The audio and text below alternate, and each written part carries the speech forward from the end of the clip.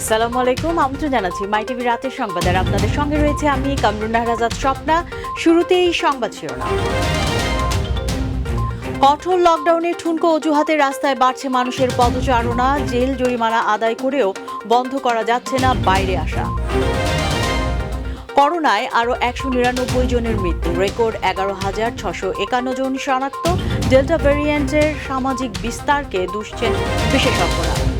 হাসপাতালে অক্সিজেন সরবরাহ ও করোনা রোগীর শয্যার সংখ্যা বাড়ানোর নির্দেশ। চলছে প্রবাসী, সিনিয়র সিটিজেন ও শিক্ষার্থীদের টিকাদান। লকডাউনের নামে জনগণের সাথে প্রহসন করছে সরকার, দাবি বিএনপির। মানুষের পাশে না দাঁড়িয়ে বিষোদাগার করছে দলটি, অভিযোগ কাদের। শুনছিলেন শিরোনাম, যাব বিস্তারিত সংবাদে। কঠোর লকডাউনের অষ্টম দিনে রাজধানীর সড়কে বেড়েছে যানবাহনের চলাচল। পাল্লা দিয়ে বাড়ছে মানুষের আনাগোনা। সেনাসহ আইনশৃঙ্খলা বাহিনীর তৎপরতার পরেও ঠুনকো অজুহাতে ঘরের বাইরে বের হচ্ছেন অনেকে। তবে যৌক্তিক কারণ দেখাতে না পারলে মামলাসহ জেল জরিমানার মুখে পড়তে হচ্ছে। মানুষ সচেতন না হলে সংক্রমণ নিয়ন্ত্রণ অসম্ভব বলে মনে করে সামরিক ও বেসামরিক বাহিনীর কর্মকর্তারা। এসএমআরফি রিপোর্ট। রাজধানীর শাহবাগ এলাকা, বোঝার উপায় নেই করোনার সংক্রমণ রোধে চলছে কঠোর লকডাউন। গণপরিবহন ছাড়া সব ধরনের যানবাহনই চলাচল করছে সড়কে। আইন শৃঙ্খলা বাহিনীর কঠোর তৎপরতার পরেও নানা অজুহাতে ঘরের বাইরে সাধারণ মানুষ। এই করোনা শাটডাউনের সময় ওনারা আসছেন ফুল কেনার জন্য। মনে অবস্থা দৃষ্টে মনে হচ্ছে ওনারা আজকে পিকনিক করছেন। এখন অফিসের ভিতরে ইন্টারনালি আমাদের এটা নিতে হচ্ছে আর কি। এখন এটা তো আমাদের আসলে কিছু করার নাই। উনি গ্রাম থেকে আসছে, উনি তো চিনে না, তাই জন্য ওনাকে নিয়ে আসছি আমি। আমরা বাড়িতে বাসায় খাটে একসাথে ঘুমাইতে পারতেছি, আমরা বাড়িতে একসাথে ভাত খাইতে পারতেছি, আমরা একসাথে আসতে পারবো না। নগরীর গুরুত্বপূর্ণ পয়েন্টে চেকপোস্ট বসিয়ে যানবাহন তল্লাশি সহ জিজ্ঞাসাবাদ করা হচ্ছে যাত্রীদের। যৌক্তিক কারণ দেখাতে না পারলে হচ্ছে জেল জরিমানা। আমার কাগজের জন্য আমি অ্যাপ্লাই করছি, অরিজিনাল পেপারটা আমি এখানে লাগিয়ে রাখছি, এই যে দেখেন ফটোকপি করে। ওনারা বলতেছে এটাও হবে না। সবসময় তার অ্যাম্বুলেন্সের জন্য তার সব যাত্রীরা বসে থাকবো না, রোগী বসে থাকবো না, তাহলে তো মানুষ মারা যাবে। আমরা অত্যন্ত বিস্মিত এবং আশ্চর্যজনকভাবে দেখছি যে কিছু লোকজন একেবারে লেম এক্সকিউজ নিয়ে বাইরে আসছে। অনেকে আমরা আইন আমলে নিয়ে আসছি, তাদেরকে সচেতন করার চেষ্টা করছি যাতে করে তারা বের না হয়। কঠোর লকডাউন বাস্তবায়নে সড়কে বেসামরিক বাহিনীর পাশাপাশি কাজ করছে সেনাবাহিনী। সংক্রমণ রোধে সঠিকভাবে মাস্ক পরায় উৎসাহিত করছেন তারা। মাস্কটা আমার পকেটে ছিল, জাস্ট আমি পড়তে দেরি করে ফেলেছি, মাস্কটা পরা হয়। ব্যক্তিগতভাবে যতক্ষণ পর্যন্ত সবাই সচেতন হবে না ততক্ষণ পর্যন্ত আমরা এই সংক্রমণের হারটা কমাতে কখনোই পারবো না। প্রতিটা ঘরে ঘরে এই জিনিসটা আমাদেরকে নিজেদেরকে চর্চা করতে হবে যে আমরা প্রয়োজন ছাড়া বাইরে বের হবো না। স্বাস্থ্যবিধি সম্পর্কে সচেতন করতে নগরীর অলিগলিতেও অভিযান চালায় সেনাসহ আইন শৃঙ্খলা বাহিনী। অযথা বাহিরে ঘোরাফেরা থেকে বিরত থাকুন। এসএম আরিফ, মাই টিভি, ঢাকা। দেশে করোনায় লাগাম টেনে ধরা যাচ্ছে না, থামছে না মৃত্যুর মিছিল। আক্রান্ত হয়ে গত ২৪ ঘন্টায় ফের মারা গেছে ১৯৯ জন। আর অতীতের সব রেকর্ড ভেঙে নতুন করোনা রোগী শনাক্ত হয়েছে ১১,৬৫১ জন। করোনার ভারতীয় ডেল্টা ভ্যারিয়েন্ট সামাজিকভাবে ছড়িয়ে পড়ায় আক্রান্ত ও মৃতের সংখ্যা বাড়ছে বলেই মনে করেন বিশেষজ্ঞরা। মৃত্যু কমাতে টিকার ওপর গুরুত্ব আরোপ করেছেন তারা। আরও জানাচ্ছেন ড্যানি ট্র। করোনায় আক্রান্ত হয়ে দেশে ২৪ ঘন্টায় প্রাণহানির সংখ্যা ফের ১৯৯ জন। আগের দিন মৃত্যুর সংখ্যা ছিল ২০১ জন। ফলে করোনার বর্তমান ঢেউ কতটা ভয়াবহ তা বোঝাই যাচ্ছে। ২৪ ঘন্টায় সর্বোচ্চ মৃত্যু ঢাকা বিভাগে ৬৫ জন, এছাড়া খুলনায় ৫৫, চট্টগ্রাম ৩৭ এবং বাকি বিভাগগুলোতে ৪২ জন। একদিনে করোনা শনাক্তের ক্ষেত্রে অতীতের সব রেকর্ড ভেঙেছে। গত ২৪ ঘন্টায় শনাক্ত হয়েছে ১১,৬৫১ জন। ৩৬,৮৫০টি নমুনা পরীক্ষার বিপরীতে শনাক্তের হার ৩১.৬২। করোনায় মৃত্যু ও শনাক্ত বাড়ার পেছনে ভারতীয় ডেল্টা ভ্যারিয়েন্টের প্রভাব বলেই মনে করেন বিশেষজ্ঞরা। মৃত্যু কমাতে টিকা কার্যক্রমের উপর জোর দেন তারা। একটি হচ্ছে ভ্যাকসিন যারা দেওয়া হবে যাদের, তারা কোভিড আক্রান্ত হলে মৃত্যুবরণ করবেন না। ২, তারা কোভিড আক্রান্ত হলে তাদের হাসপাতালে ভর্তি হওয়ার সম্ভাবনা প্রায় শূন্য, যদিও বা হন আইসিইউতে যাওয়ার সম্ভাবনা প্রায় শূন্য। লকডাউন করোনা প্রতিরোধে স্থায়ী সমাধান নয়, করোনার লাগাম টানতে রাষ্ট্রীয় পরিকল্পনায় জনগণের সহযোগিতা জরুরি বলেও মনে করেন অধ্যাপক ডাক্তার সাইদুর রহমান। একটি দেশের 2/3 জেলায় যদি ঝুঁকিপূর্ণ হয়ে যায়, সেই ক্ষেত্রে ইন্টারভেনশন কি হবে এটা বোঝা, এটা একটা যুদ্ধাবস্থা, এটা একেবারে সরাসরি বুঝতে পারা দরকার ছিল। ড্যানি ত্রং, মাই টিভি, ঢাকা। সারা দেশের সব বিভাগীয় ও জেলা প্রশাসনকে হাসপাতালে অক্সিজেন সরবরাহ এবং করোনা রোগীদের জন্য শয্যা সংখ্যা বাড়ানোর নির্দেশ দিয়েছেন প্রধানমন্ত্রী কার্যালয়। করোনার প্রাদুর্ভাব রোধে জনগণের স্বাস্থ্য সুরক্ষায় জরুরি করণীয় ও চলমান কার্যক্রম সমন্বয়ের লক্ষ্যে ভিডিও কনফারেন্সের মাধ্যমে বিভাগীয় কমিশনার ও জেলা প্রশাসকদের এক সভায় এই নির্দেশনা দেন প্রধানমন্ত্রীর মুখ্য সচিব ডক্টর আহমদ কায়কাউস। উপসর্গযুক্ত ব্যক্তিদের ঘরে থাকার অনুরোধ জানিয়ে তিনি প্রয়োজনে স্থানীয় প্রশাসনকে আইসোলেশন নিশ্চিত করার নির্দেশনা দেন।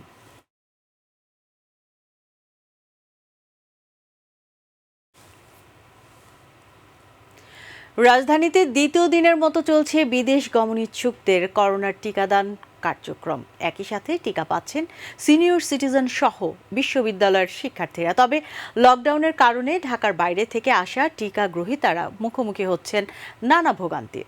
পরিবহন জটিলতায় তাদের গুনতে হচ্ছে কয়েক গুণ বেশি ভাড়া। আরও জানাচ্ছেন রাকিব হাসান। দ্বিতীয় দফায় রাজধানীর 7টি কেন্দ্র থেকে দেয়া হচ্ছে করোনার টিকা।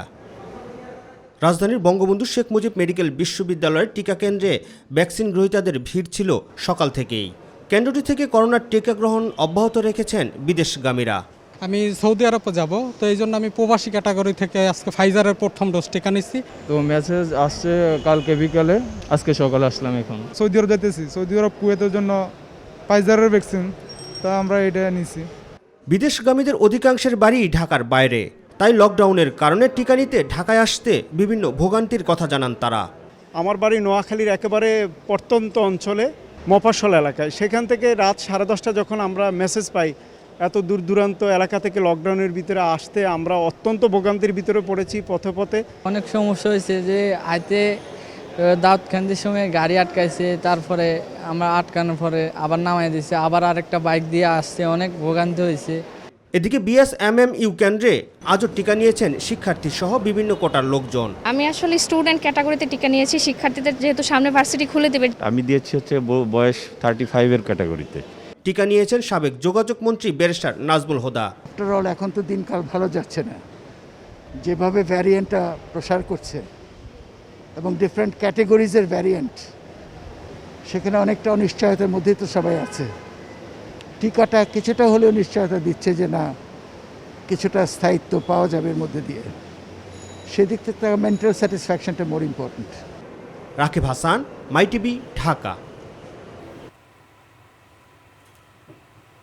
আগামীতে দীর্ঘদিন সুস্থ দেহে বেঁচে থাকার জন্য হলেও লকডাউনের মধ্যে 2 সপ্তাহ সবাইকে ঘরে থাকার আহ্বান জানিয়েছেন পুলিশের মহাপরিদর্শক ডক্টর বেনজির আহমেদ। তিনি বলেন, চলমান কঠোর লকডাউনে বিধি নিষেধ উপেক্ষা করে সবাই জরুরি কাজের কথা বলে রাস্তায় বের হলে পুলিশ ও রাষ্ট্র অসহায় হয়ে পড়ে। দুপুরে রাজধানীর সিদ্ধেশ্বরী বালক উচ্চ বিদ্যালয় মাঠে বাংলাদেশ দোকান মালিক সমিতির আয়োজনে লকডাউনে ক্ষতিগ্রস্ত হতদরিদ্রদের খাবার ও নগদ 500 টাকা সহায়তা বিতরণ কর্মসূচিতে এসব কথা বলেন আইজিপি। তিনি বলেন, লকডাউনে দয়া করে কেউ বের হবেন না, আসুন সবাই মিলে দেশটাকে নিরাপদ করি। সরকার প্রয়োজন কারা কাজ করবেন কারা কাজ করবেন না সবই আইডেন্টিফাই করে দিয়েছে। আমাদেরকে সবাই সতর্কভাবে সচেতনভাবে এই উদ্যোগে সামিল হতে হবে। এখন যদি লকডাউন দেখতে রাস্তায় নামেন তাহলে এই উদ্যোগ কেমন করে সফল হবে? বাসায় বসে থাকতে ভালো লাগে না, এই যদি রাস্তায় বেরিয়ে পড়েন তাহলে এই উদ্যোগ কেমন করে হবে? সেই জন্য অনুরোধ করব, দয়া করে রাস্তাঘাটে ভিড় করবেন না। অভাবী মানুষকে খাদ্য সহায়তা না দিয়ে লকডাউনের নামে সরকার প্রহসন করছে বলে অভিযোগ বিএনপির। করোনা নিয়ন্ত্রণে সরকার সম্পূর্ণ ব্যর্থ বলেও দাবি করেন দলটির শীর্ষ নেতারা। তারা বলেছেন, মহামারী নিয়ন্ত্রণে সরকারের এখনও সুনির্দিষ্ট গাইডলাইন নেই। এমনকি করোনা টিকা যা এসেছে তা প্রয়োজনের তুলনায় অপ্রতুল। দুপুরে ভার্চুয়াল সংবাদ সম্মেলনে বিএনপি মহাসচিব মির্জা ফখরুল ইসলাম আলমগীর সহ স্থায়ী কমিটির সদস্যরা এসব কথা বলেন। করোনা মোকাবিলায় সম্মিলিত উদ্যোগ নেওয়ার আহ্বান জানান তারা। মাহবুব সৈকতের রিপোর্ট। প্রিয় সাংবাদিক ভাই ও বোনেরা, করোনার বর্তমান পরিস্থিতি নিয়ে বিএনপির ভার্চুয়াল সংবাদ সম্মেলন। অনতি বিলম্বে রাষ্ট্রীয় বিশেষ তহবিল থেকে 1 কোটি মানুষের জন্য লাগবে। করোনা নিয়ন্ত্রণে চলমান লকডাউন এবং সরকারের অন্যান্য উদ্যোগের অসঙ্গতির কথা তুলে ধরেন দলটির শীর্ষ নেতারা। সমগ্র বিশ্বের করোনা শনাক্তে তুলনামূলক বিচারে বর্তমানে সর্বোচ্চ মাত্রায় রয়েছে বাংলাদেশ। মহামারী ব্যবস্থাপনায় সরকারের উদাসীনতা ও বিজ্ঞান মনস্ক নীতি প্রণয়নের চরম ব্যর্থতার ফলে দেশের করোনা পরিস্থিতি নিয়ন্ত্রণহীন অবস্থায় উপনীত হয়েছে। অন্যদিকে নগদ আর্থিক সহায়তা বা খাদ্যের ব্যবস্থা না করে লকডাউনে মানুষকে ঘরে বন্দি থাকতে বাধ্য করার মধ্য দিয়ে অব্যবস্থাপনাজনিত মহামারী চাপিয়ে দিয়েছে বর্তমান ফ্যাসিস্ট আওয়ামী লীগ সরকার। টিকা নিয়েও উদ্বেগ জানান তারা। বাংলাদেশ সরকার এ পর্যন্ত 3 থেকে 5% মানুষকে টিকা দিতে পারে নাই, এবং আমরা যে সরকারের কোনো এই যে বাজেট বলছে টাকার অভাব হবে না, কিছু হবে না, কিন্তু আমাদেরকে বলছে না যে কোথা থেকে কোন মাসে কত বরাদ্দ দিয়েছে বা কত টিকা তারা ক্রয়ের জন্য কোনো চুক্তি করেছে। কোথাও চুক্তি করতে পারে নাই। আপনার টিকা দরকার 26-27 কোটি ডোজ, এবং টাইম ফ্রেম হচ্ছে ম্যাক্সিমাম 6 মাস। ইতিমধ্যে যাদেরকে দিয়েছেন তাদের এক্সপায়ারি ডেট চলে যাবে। তাহলে আপনি ঘুরে ফিরে কোনোদিনও এই টিকাদারের যে প্রক্রিয়াতে আপনি নেমেছেন, বাংলাদেশ কোনোদিন এটা সমাপ্ত করতে পারবে না। মহামারী মোকাবেলায় সম্মিলিত ও আরও কার্যকর উদ্যোগ নেয়ার আহ্বান জানান বিএনপি নেতারা। ভারতে যেমন আধার কার্ড করে প্রত্যেকটা নাগরিকের জন্য ব্যবস্থা করা হচ্ছে, সেই আশেপাশের দেশগুলি দেখেও যদি আমরা একটু গরিব মানুষের জন্য কিছু প্রোগ্রাম নেই, তাহলে মাহবুব সৈকত, মাই টিভি, ঢাকা।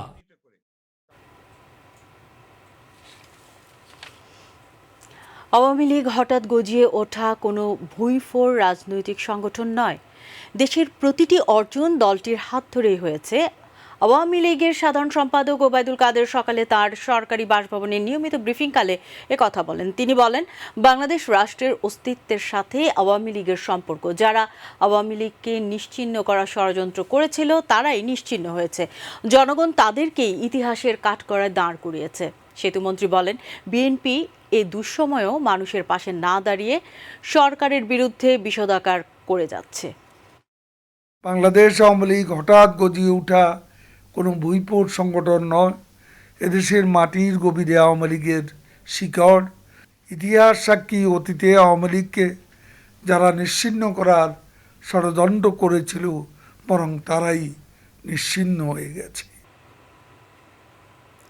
সেনাবাহিনী প্রধান জেনারেল এস.এম. শফিউদ্দিন আহমেদ সেনাবাহিনীর বৃক্ষরোপণ অভিযান 2021-এর উদ্বোধন করেছেন। সকালে ঢাকা সেনানিবাসে শহীদ মুস্তফা কামাল লাইনে প্রধান অতিথি হিসেবে উপস্থিত থেকে বৃক্ষরোপণ কর্মসূচির উদ্বোধন করেন তিনি।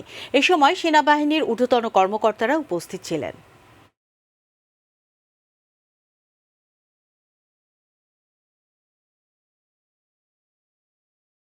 আমরা যখন গাছ লাগাবো তখন শুধুমাত্র আমার এই গাছটা আমার দরকার হবে কিনা, আমি ব্যবহার করতে পারবো কিনা, এটা মনে রাখলে হবে না। বাট আমার সবার প্রতি অনুরোধ থাকবে, সৌন্দর্য বর্ধনের বাইরেও আমরা ঔষধি গাছ লাগাতে পারি, ফলজ গাছ লাগাতে পারি। আজকে না হোক 5-7 বছর পরে এটার ফল দিবে, বা 10 বছর পরেও ফল দিলে সেটা আমি খেতে না পারি, বাংলাদেশের কেউ না কেউ খাবে, আর আমাদের ন্যাশনাল গ্রস প্রোডাকশনে এটা যোগ হবে। মহাবিপন্ন বন্যপ্রাণী বনরুই সহ 2 পাচারকারী কামরুল ইসলাম ও মোহাম্মদ সেলিমকে আটক করেছে র্যাব 3 এর গোয়েন্দা টিম। বিকেলে রাজধানীর হাতিরঝিলের মধুবাগে একটি বাসায় অভিযান চালিয়ে 2 লাখ টাকা মূল্যের 8.5 কেজি ওজনের চাইনিজ বনরুই সহ 2 জনকে আটক করে র্যাব। দীর্ঘদিন ধরেই এই চক্রটি নিষিদ্ধ প্রাণী ক্রয় বিক্রয়ের সাথে জড়িত বলে জানান র্যাবের নির্বাহী ম্যাজিস্ট্রেট পলাশ বসু। তিনি জানান, বন্যপ্রাণী সংরক্ষণ আইন অনুযায়ী আটককৃত 2 জনকে 6 মাসের বিনাশ্রম কারাদণ্ড দেয়া হবে। বনরুই আপনার মহাবিপন্ন যে প্রাণীটা ক্রয় বিক্রয় আমদানি সম্পূর্ণ কিন্তু নিষিদ্ধ আইন দ্বারা এবং শাস্তিযোগ্য অপরাধ। তাহারা পরস্পর যোগ সাজসে তারা ময়মনসিংহ থেকে এটা ক্রয় করে নিয়ে এসে ভায়া হয়ে মূলত এই যে কামরুল ইসলাম এবং মোহাম্মদ সেলিম এটা 2 লক্ষ টাকা বিক্রি করার জন্য তারা চুক্তিবদ্ধ হয়েছিল এবং এই 2 লক্ষ টাকা থেকে তারা 50% প্রফিট অর্থাৎ 1 লক্ষ টাকা তারা তাদের প্রফিট এখান থেকে তারা অ্যাবজর্ব করবে এই মর্মে আমাদেরকে বলেছিল। রাজশাহী মহানগরীতে করোনা রিপোর্ট নিয়ে প্রতারণার অভিযোগে মহানগরীর হেতেমখা কলাবাগান এলাকা থেকে নারীসহ 3 জনকে গ্রেফতার করেছে মহানগর গোয়েন্দা পুলিশ। গ্রেফতারকৃতরা হলেন রাজশাহী সিভিল সার্জনের অফিস সহায়ক তারেক আহসান, তার সহযোগী রাজশাহী বক্ষ ব্যাধি হাসপাতালের অ্যাম্বুলেন্স চালক রফিকুল ইসলাম ও তার স্ত্রী শামসুন নাহার শিখা। দুপুরে রাজশাহী মহানগর ডিবি কার্যালয়ে সংবাদ সম্মেলনে এ তথ্য জানান মহানগর গোয়েন্দা পুলিশের ডিসি আরিফিন জুয়েল। বিশেষ করে যারা বিদেশগামী তাদের অত্যন্ত কম সময়ে 48 ঘন্টা বা 72 ঘন্টা তাদের রিপোর্ট লাগে, তো অনেক সময় তাদের রিপোর্ট ম্যাক্সিমাম নেগেটিভই আসে, কিন্তু এই চক্রটা তাদের মোবাইল নাম্বারে ফোন দিয়ে বলে যে আপনার রিপোর্ট পজিটিভ আসছে, আমাদের সাথে যোগাযোগ হলে আমরা নেগেটিভ দেবো। এইভাবে তারা অনেকের কাছ থেকে টাকা। দেশব্যাপী নারী উদ্যোক্তাদের জন্য নির্মিত ই-কমার্স মার্কেটপ্লেস লালসবুজ.com এর উদ্বোধন করা হয়েছে। সকালে ভার্চুয়ালি এর উদ্বোধন করেন মহিলা ও শিশু বিষয়ক প্রতিমন্ত্রী ফজিলাতুন্নেসা ইন্দিরা এমপি। মহিলা ও শিশু বিষয়ক মন্ত্রণালয়ের সচিব সাইদুল ইসলামের সভাপতিত্বে অনুষ্ঠানে বিশেষ অতিথি ছিলেন জাতীয় মহিলা সংস্থার চেয়ারম্যান বেগম চেয়ামুন আরা তৈয়ব, নির্বাহী পরিচালক মাকসুরা নূর, বিএফটিআই এর সিইও ডক্টর জাফর উদ্দিন, ওবায়দুল আজম ই-কমার্স অ্যাসোসিয়েশনের সভাপতি শমী কায়সার। স্বাগত বক্তব্য রাখেন প্রকল্প পরিচালক মিনা পারভিন।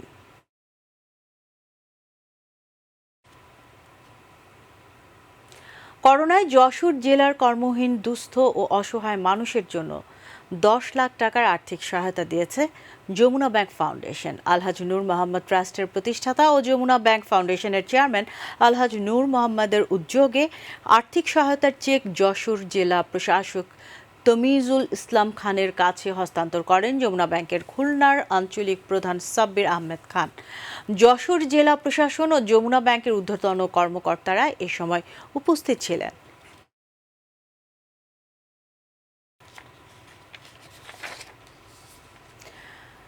সংবাদ শেষ করব ভিন্নধর্মী খবর জানিয়ে।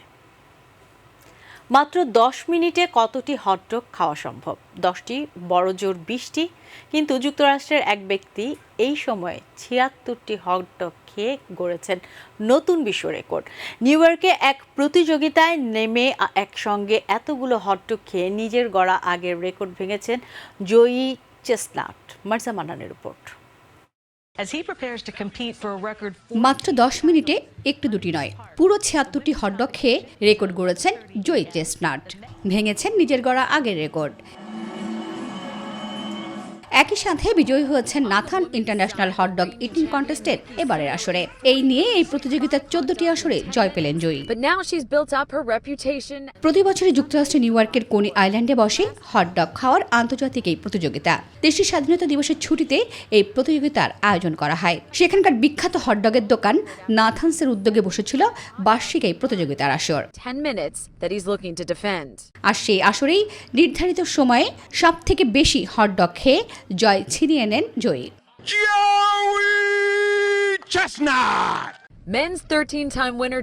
এর আগে এই আয়োজনের 15 আসরের মধ্যে 14টিতে বিজয় ছিনিয়ে নিয়েছেন জয়ী। মাঝে 2015 সালে তাকে হারিয়ে খেতাব জিতেছিলেন ম্যাট স্টোনি নামের এক ব্যক্তি। তবে ওই একবারই, পরের বছরই হারানো খেতাব আবারও দখলে নেন জয়ী। এটা ভীষণ ভালো একটা অনুভূতি। এমনকি খেতে খেতে আমি যখন ক্লান্ত হয়ে গিয়েছিলাম তখনও সবাই আমাকে উৎসাহ দিয়েছে। জিততে পেরে আমি দারুণ খুশি। এবারের আয়োজনে রানার আপ হয়েছেন জিওফ্রে স্পার। নির্ধারিত সময়ের মধ্যে তিনি 26টি হটডগ কম খেয়েছেন জয়ীর চেয়ে। আর 10 মিনিটে 30টিরও বেশি হটডগ খেয়ে এবারের আয়োজনে মেয়েদের মধ্যে বিজয়ী হয়েছেন মিশেল লেস্কো। করোনা মহামারীর কারণেই গত বছরের আয়োজনে দর্শক সমাগম নিষিদ্ধ থাকলেও এবার দর্শকদের সামনেই হটডগ সাবার করেছেন প্রতিযোগীরা। মার্সিয়া মান্নান, মাই টিভি। সংবাদের শেষ প্রান্তে আমরা, তবে যাবার আগে সংবাদ শিরোনামগুলো জানিয়ে দিচ্ছি আরও একবার। কঠোর লকডাউনে ঠুনকো অজুহাতে রাস্তায় বাড়ছে মানুষের পদচারণা, জেল জরিমানা আদায় করেও বন্ধ করা যাচ্ছে না বাইরে আসা। করোনায় আরও 199 জনের মৃত্যু, রেকর্ড 11,651 জন শনাক্ত। ডেল্টা ভেরিয়েন্টের সামাজিক বিস্তারকে দুষছেন বিশেষজ্ঞরা। হাসপাতালে অক্সিজেন সরবরাহ ও করোনা রোগীর শয্যা সংখ্যা বাড়ানোর নির্দেশ, চলছে প্রবাসী, সিনিয়র সিটিজেন ও শিক্ষার্থীদের টিকাদান। লকডাউনের নামে জনগণের সাথে প্রহসন করছে সরকার, দাবি বিএনপির। মানুষের পাশে না দাঁড়িয়ে বিষোদগার করছে দলটির, অভিযোগ কাদেরের। আফগানিস্তানের কালাইনাইয়তে তালেবানদের ব্যাপক হামলার পর পুনরায় শহরটির নিয়ন্ত্রণ নিয়েছে সরকারি বাহিনী। হারারে টেস্টের দ্বিতীয় দিন শেষে বাংলাদেশের চেয়ে 354 রানে পিছিয়ে জিম্বাবুয়ে। প্রথম ইনিংসে 468 রানে অল আউট টাইগাররা। সঙ্গে থাকার জন্য ধন্যবাদ। এছাড়া ইউটিউবে মাই টিভি সংবাদ পেতে ভিজিট করুন youtube/mytvbd নিউজ এবং আমাদের অনুষ্ঠান দেখতে ভিজিট করুন youtube/mytv বাংলা, facebook/mytv বাংলা ও twitter/mytv বাংলা। আমাদের পরবর্তী সংবাদ দেখার আমন্ত্রণ জানিয়ে বিদায় নিচ্ছি। দর্শক, করোনার সংক্রমণ রোধে সবাই সতর্ক থাকুন, মাস্ক পরুন, স্বাস্থ্যবিধি মেনে চলুন। এর সাথে শেষ করছি আমি কামরুন্নাহার আজাদ স্বপ্না। আল্লাহ হাফেজ।